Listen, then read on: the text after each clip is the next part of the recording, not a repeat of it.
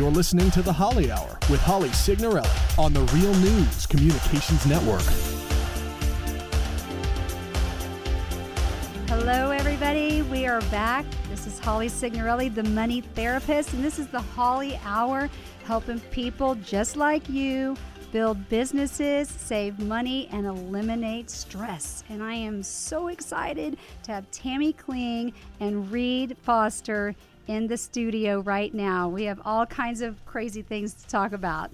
So I'm going to start with that Tammy helped me with my book, because if you know me, I am a media person. I like to be on TV and on the radio like now. So writing a book was extremely challenging for me to shift to that other media, and I really almost about gave up on it. I'm glad I didn't. I'm glad I met Tammy from two completely different clients that were unrelated.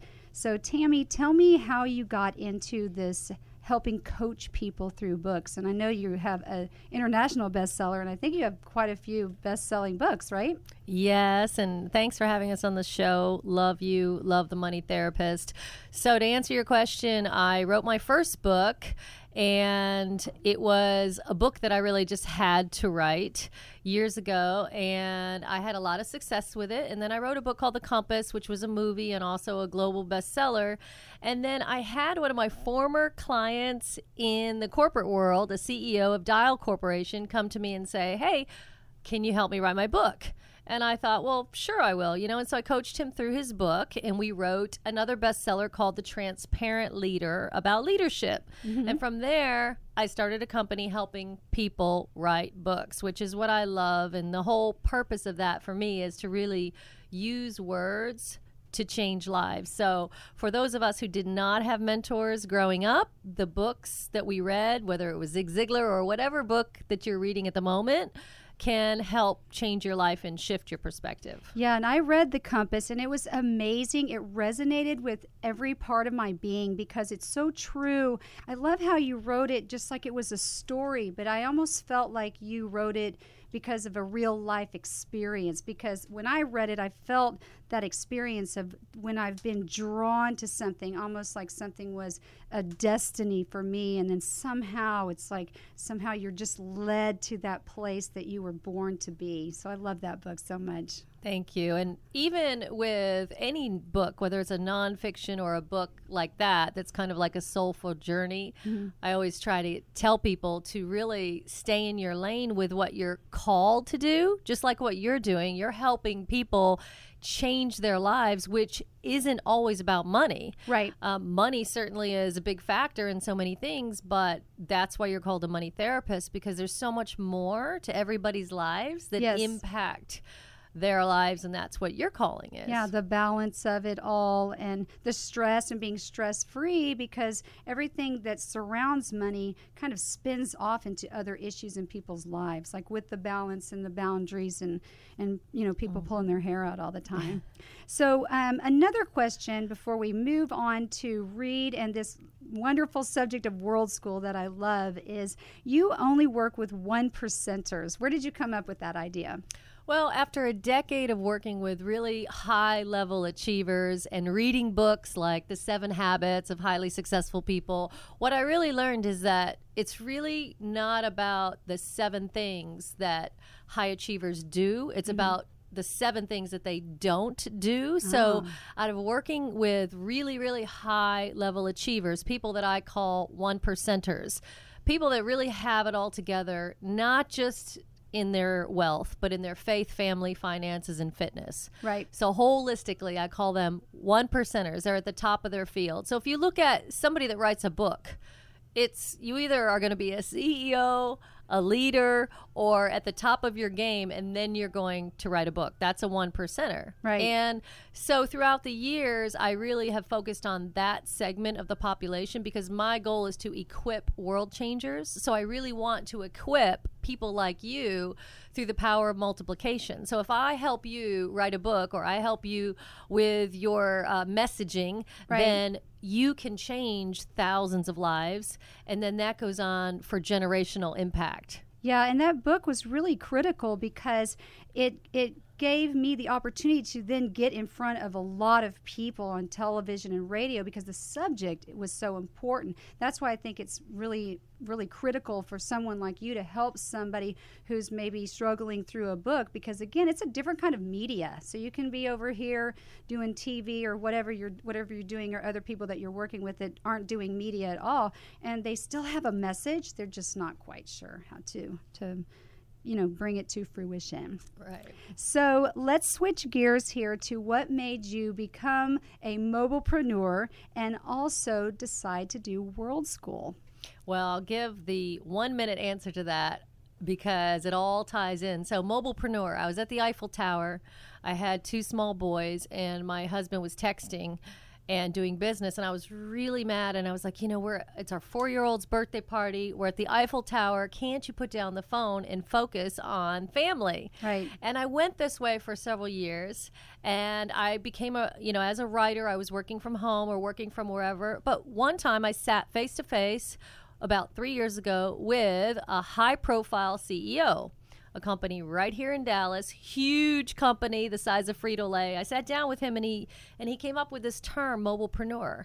And I said, what is that? He goes, the concept is that instead of dividing your vacation time and saying this is vacation and then this is work and the struggle for life balance, right, instead of doing that, why don't you consider yourself a mobilepreneur? And he trademarked this name, and we're doing a book called Mobilepreneur. Oh, I love it. But the concept is that work, if you're passionate about your work and your life will be congruent and integrated. Right. So as he explained it, he said, my wife, she used to get angry with me on vacation, but now she understands that if I'm a mobilepreneur, life can be a vacation. Exactly. We don't need to block off that 1 week for vacation. Life itself is a vacation, and then we work whenever we want, wherever you want. Yeah, exactly. I've always been that way with my vacations as well. So except for being stuck during tax season, which I now no longer have to worry about, I've always been able to do that part of it. So I love the concept. So Reed, okay, let's go back to you. Tell me what a typical day is for you in World School. It'd be like just walking around, do fun things like the hockey in Colorado. Yeah, I saw those pictures. But what about, where does the school part fit in? How does that work? Like when we're just sitting at our cabin, we can do like Khan Academy online, TED Talks, I Am Second, watch videos, do Harvard classes.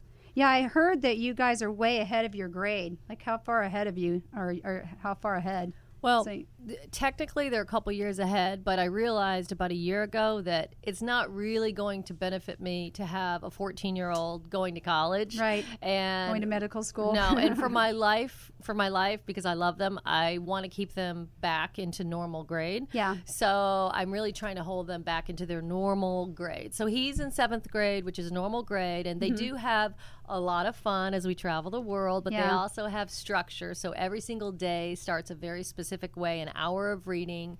They each have to pick out 2 TED Talks, and then, as he just mentioned, you can ask him about Harvard and the class he's enrolled in there. Yeah, tell me about that and the TED Talks. Like, what do you get out of the TED Talks? We just watch different types of TED Talks with different people. And on the Harvard classes, we did a Harvard class about nutrition and how the body organizes all the food that you eat. That's very interesting because I don't think they talk about that in school like they should. I don't think that they keep saying that they're feeding people in a healthier way, but I don't really think that's happening.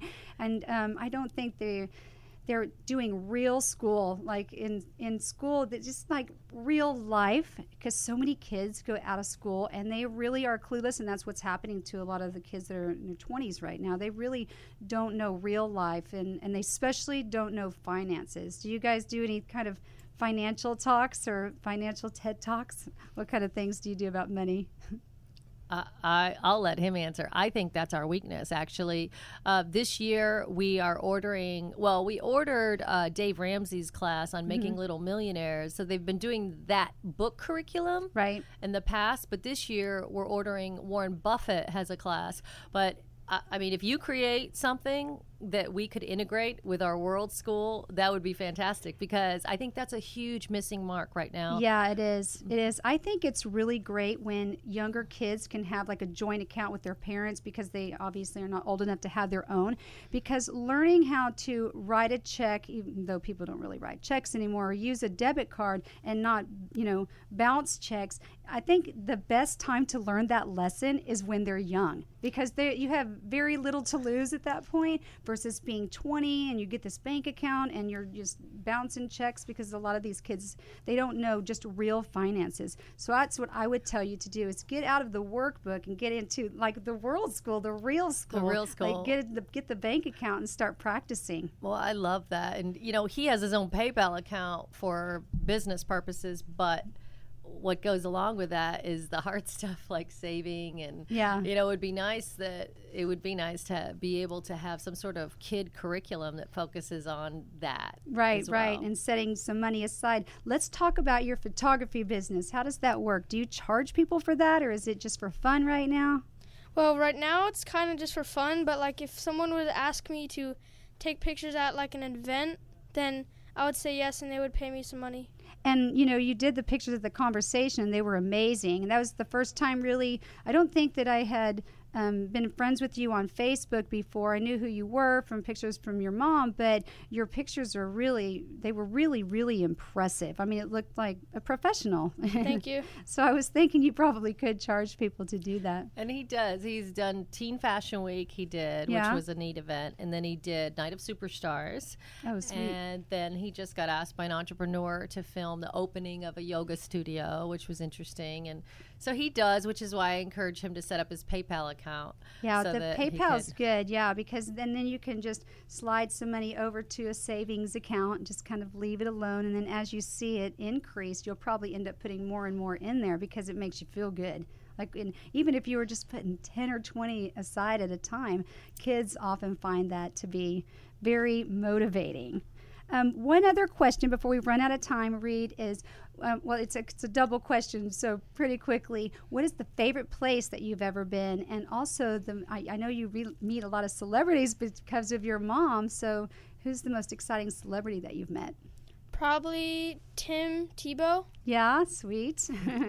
I know your mom works with a lot of athletes, in particular with the books. And what about the favorite place?